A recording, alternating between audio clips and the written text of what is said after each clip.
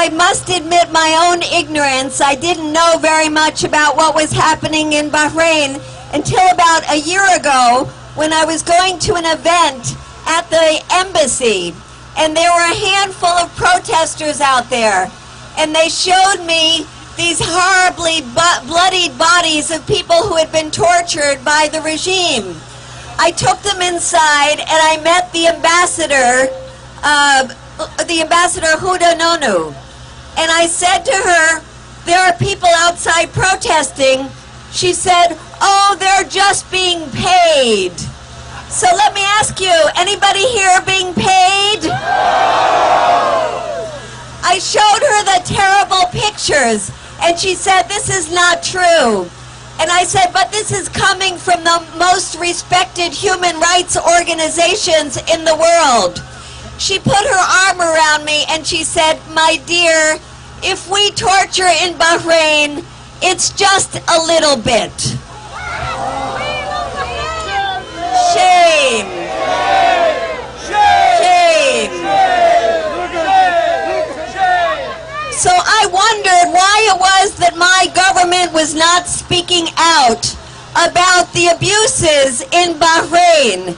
And then I learned something here, that the home of the U.S. Fifth Fleet was in Bahrain. And I thought maybe that was one of the reasons the U.S. was not speaking out. And then when I saw peaceful protesters rising up in Bahrain, just as they have all over the Arab world, I know that my government took 30 years before it condemned Mubarak in Egypt. But I thought perhaps we had learned a lesson. And then when I hear my government saying Gaddafi must go, I wonder, why are they not saying the Khalifa regime must go? And then I realized that my government continues to sell weapons to the government of Bahrain. And then I discovered that the U.S. government is not only selling weapons to the Saudis, but has the largest $60 billion weapons deal in the history of weapons sales. And as you know only too well, those very weapons sold by the United States to the Saudi regime are being used against the peaceful protesters in Bahrain.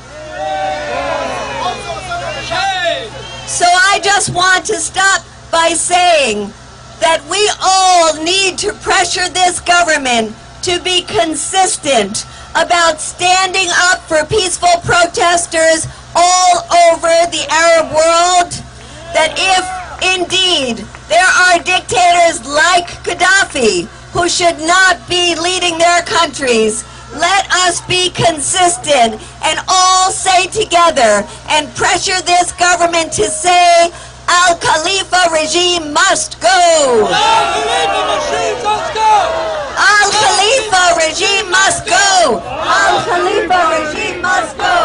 Al-Khalifa regime must go. Al-Khalifa regime must go. Thank you. We will stand with you and all the people of Bahrain until Bahrain is free. Thank you.